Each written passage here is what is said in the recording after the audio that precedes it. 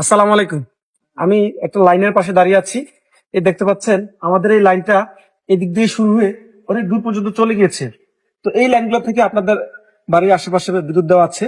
তো কোনো কারণে এই জায়গাগুলো যেহেতু পল্লী বিদ্যুৎ ক্রয় করেনি, এই জায়গাগুলো মানুষের আপনাদের। তো আপনি মনে করেন আপনার জায়গায় বাড়ি করবেন। এখন বাড়ি করতে গিয়ে বিপত্তি বাঁধলো যে আপনার বাড়ির উপর দিয়ে তো বৈদ্যুতিক মেইন লাইন নেওয়া আছে। এখন আপনি কিভাবে বাড়িটা করবেন, লাইনটা কিভাবে সরাবেন?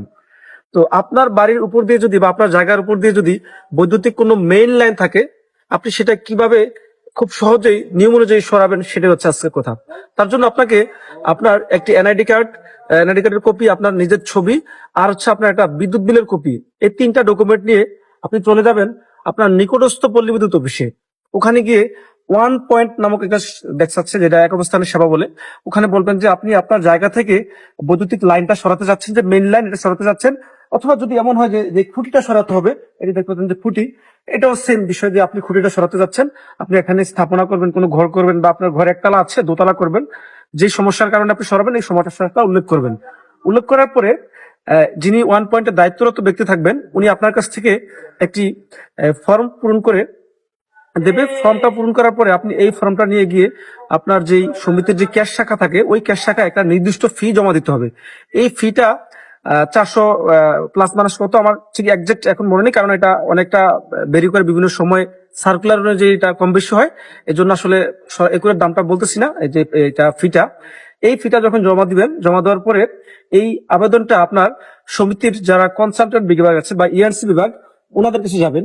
ওনাদের কাছে যাওয়ার পরে ওই টিম এসে দেখবে যে আসলে ধরেন এখানে যদি একটা ঘর দিতে যাই, যে আমি এখানে একটা ঘর দেবো, এখন লাইনটা একটু আমার ওই পাশে সরাতে হবে, তাহলে কি করতে হবে?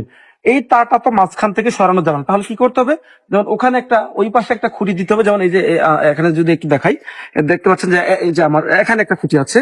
হ্যাঁ, তো এই খুঁটিটার মধ্যে যদি আমি তার টানতে যাই, তাহলে তারটা ঘোরানোর জন্য তাহলে আমার এখানে নতুন একটা খুঁটি দিতে হবে, স্থাপন করতে হবে, এরকম একটা খুঁটি। তারপর হচ্ছে এই খুঁটির যে মালামাল থাকে, এইসব মালামাল লাগাতে হবে। তারপর এইসব মালামাল বা ফিটিংস চেঞ্জ হয়ে যাবে। তারপর হচ্ছে এই তারগুলা বাড়াতে হবে। তাহলে এই যে মালামাল, একটা খুঁটি নতুন, এরপর যে তার বৃদ্ধি, এরপরে এই যে এই কাজগুলা করার জন্য যিনি ঠিকাদার, যারা এই কাজগুলা করবেন, তাদের যে ব্যয়, এই সবগুলা ব্যয় আপনাকে একটি চিঠির মাধ্যমে জানানো হবে যে এই কাজটা করতে গেলে এত টাকার প্রয়োজন। এটা আসলে ঠিক কত টাকা লাগবে সেটা, কারণ আপনার আবেদন, আপনার কাজের ধরন প্রকৃতি না দেখে আসলে বলার সুযোগ নেই। যার কারণে আমি আসলে একজ্যাক্ট কত টাকা লাগবে এটা বলতে পারবো না।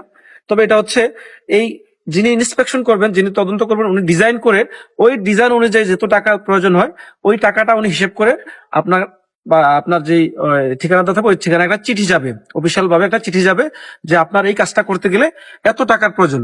পরবর্তীতে আপনি যদি সমিতির ক্যাশ শাখায় ওই টাকা দেন চিঠির এগেনস্টে, তখন এই অফিস থেকে ঠিকাদারকে এই কাজটা আপনাকে ওয়ার্ক অর্ডার দেওয়া হবে, এবং ঠিকাদার গিয়ে আপনার কাজটা করে আপনার স্থাপনা করার জন্য যে টাকা শর্ত নিরাপদ করে দিয়ে আসবে। তো এই হচ্ছে বাস্তব অবস্থা। তো আশা করি বিষয়টা বুঝতে পেরেছেন। আর একটা বিষয় হচ্ছে, এই কাজগুলো কিন্তু আসলে একটু লং প্রসেস। কেউ যদি হুট করে মনে করেন যে একদিন হয়ে যাবে, 2 দিন হয়ে যাবে, বিষয়টা আসলে এমন হয় না। যেহেতু বিষয়গুলো কয়েকটা ধাপে কাজ করতে হয়, তো চেষ্টা করলে সম্ভব। ভালো থাকবেন সবাই। আসসালামু আলাইকুম।